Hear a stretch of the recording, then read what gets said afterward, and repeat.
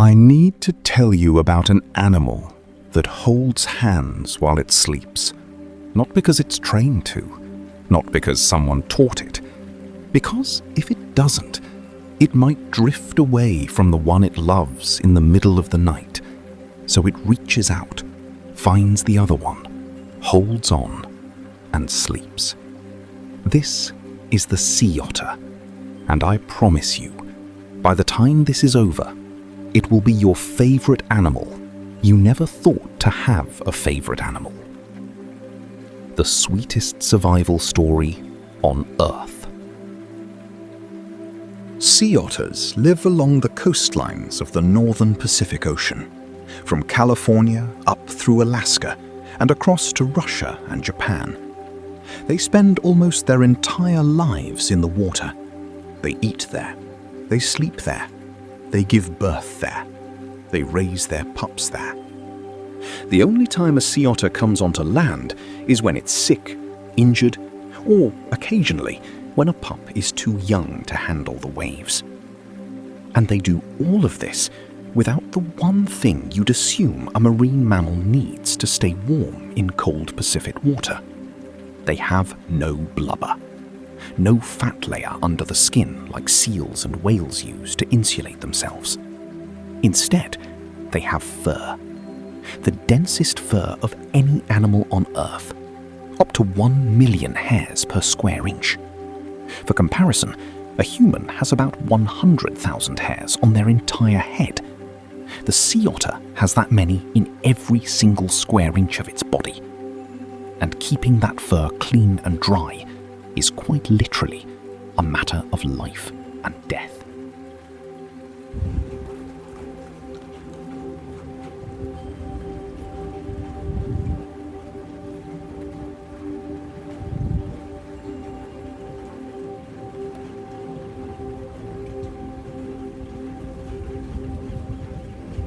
Let's talk about the hands. Because sea otters have hands in a way that most marine animals don't. Their front paws are small, dexterous, and extraordinarily sensitive. They use them to groom, to crack open shells, to hold their food, to carry their pups. And sea otters are one of the very few non-primate animals that use tools. They carry a favorite rock tucked under their armpit, kept there even while diving, and use it to crack open clams, mussels, and sea urchins on their chest while floating on their back. Some otters have a favorite rock they've kept and used for years, a personal tool, chosen, kept, treasured. And those same hands, the ones that crack shells and carry rocks and groom fur, are the ones that reach out in the middle of the night to hold on to the otter sleeping next to them. The most practical hands in the ocean, and the most tender.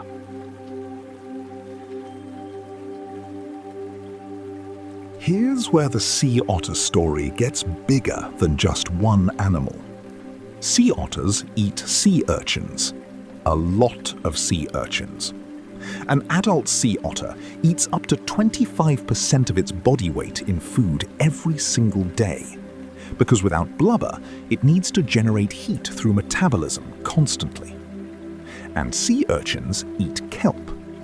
So when sea otters are present, they keep the urchin population in check. The urchins don't overgraze, the kelp forest grows tall and healthy. When sea otters disappear, urchin populations explode. They eat the kelp down to nothing. The forest becomes what scientists call an urchin barren, a flat, empty seafloor with almost no life. The sea otter is a keystone species. Remove it, and the entire ecosystem collapses. Put it back, and everything recovers. Sound familiar? It's the same story as the wolves in Yellowstone. One animal, holding an entire world together, just by doing what it does every day. Eating, floating, holding hands.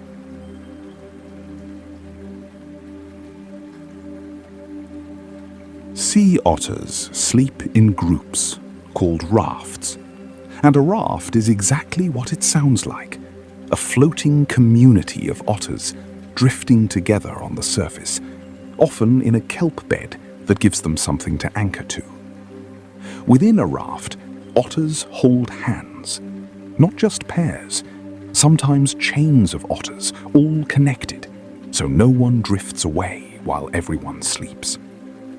There's a famous photograph of a mother and pup, the pup asleep on the mother's chest, the mother floating on her back, both of them completely at peace, that has been called one of the most shared wildlife photographs in internet history. Because something about it reaches people in a place that is hard to explain. Maybe it's the tenderness of it. Maybe it's the practicality, that holding on isn't just affection, it's survival. Maybe it's the reminder that the need to not drift away from the ones we love is not uniquely human. It is, apparently, also an otter thing.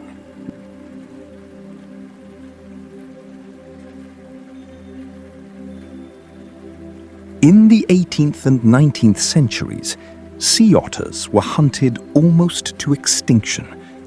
Their fur, the densest, warmest fur on any animal on Earth, was extraordinarily valuable. At the height of the fur trade, a single sea otter pelt could fetch the equivalent of several months' wages. By the early 1900s, from a population of perhaps 300,000 sea otters across the Pacific, fewer than 2,000 remained. The kelp forests collapsed with them.